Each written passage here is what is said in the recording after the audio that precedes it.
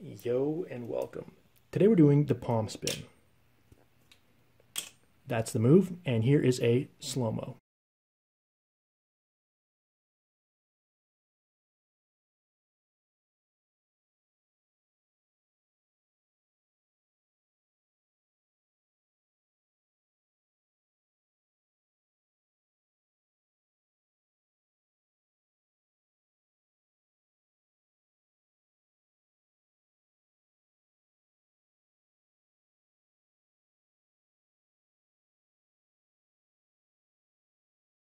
To begin this move, you're going to start off by hanging on to the knife in your offhand, and you're going to take your dominant hand. You're of course going to put your palm up.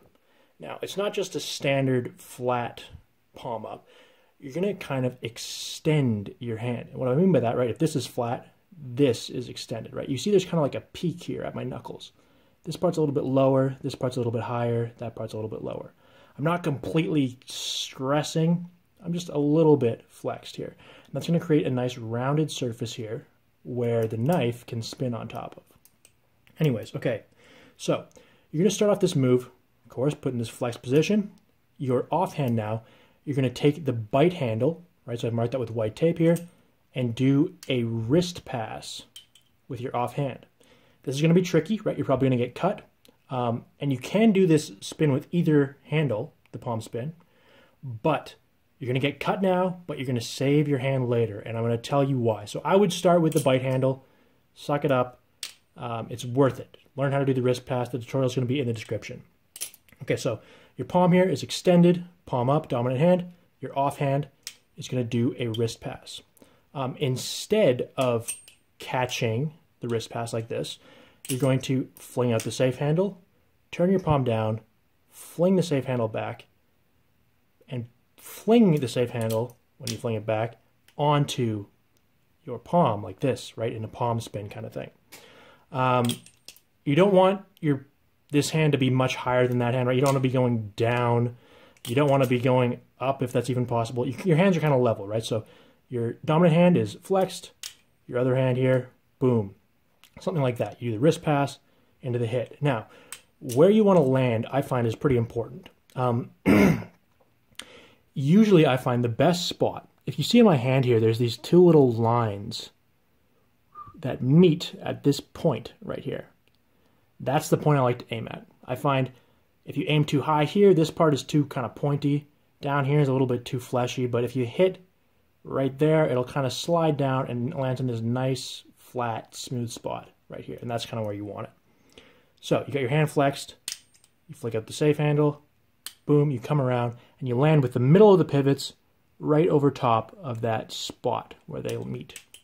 Okay, so that's basically the start of it, and right when it hits there, you're of course going to want to go into a spin. And so a nice thing you can do to practice, right, is just let it spin and let it drop. All right, this is pretty good to not try and catch it, because one thing I'm going to warn you about is this move is quite sketchy. I get wrecked. This is probably one of my most dangerous moves, I think, all in all. And you'll see why that is soon. But I would just practice, right? Get a good spin going, let it drop. Don't try and catch it. You're going to get wrecked. You'll notice, one thing you'll notice is we start with the bite handle here. And of course, we get wrecked on our knuckles here because you're learning with your left hand. But when the spin happens, the dull side of the blade is the one that's facing forward and in motion. What that means is if your wrist gets in the way, which sometimes it does, you're not going to slit your wrist. It's the back of the blade. If your ring finger or your pinky or whatever the heck gets in the way, you're not going to get cut. Now, the knife is going to get stuck in between your fingers. You're going to catch it like this and you're going to get cut. This move is just, in general, sketchy. But I find it's worth it to have the speeding knife hit this finger first, absorb a little bit of the momentum. Maybe you get a little bit of cut here. It's a tough trade-off, but I think it's worth it to start with the bite handle and avoid slitting your wrists, hopefully. So that's basically the point of it. Anyways, okay, so we've got our hand flexed here. We do this wrist pass. We hit right in that spot. We release. We go into the spin. We've practiced the spin a little bit. We can kind of do a little bit of a spin, maybe get a rotation, something like that. We're good. Now, the way the catch happens is pretty straightforward. You can see when you do the throw, you start with the bite handle here on your pinky, and the knife is going to go into a spin. And the bite handle is the one you want to catch, and you want to catch it after about 270 degrees of rotation. So I'll show you what that looks like. You do the throw, it hits your pinky, it goes here, so now it's about vertical, and there, and right about here, you're going to want to curl your fingers in, catch the bite handle, and go for a wrist pass, like so. And so I'll show you what that looks like right there. So something like that, and that was kind of a bouncy one. You get the idea, right? It spins around, and you grab the bite handle. Now, one thing you'll note is right there, I was doing it until it happened, you'll see you can catch it sometimes, and you're not catching it like this, you're catching it like this, and you're going to get cut on your knuckles. And I'm afraid to tell you that is going to happen. And so you might think, well, what the heck, why are we starting with the bite handle and catching the bite handle? Why not do it with the safe handle, catch the safe handle, and avoid getting cut at the end like this, and avoid getting cut here? So what I found in my personal experience, it's worth it to sacrifice the skin on this knuckle, worth it to sacrifice the skin on this knuckle to avoid potentially cutting your wrist. And like the cuts here are, I find they're just worse if you start with the safe handle as opposed to the bite handle. You can take my advice at your leisure.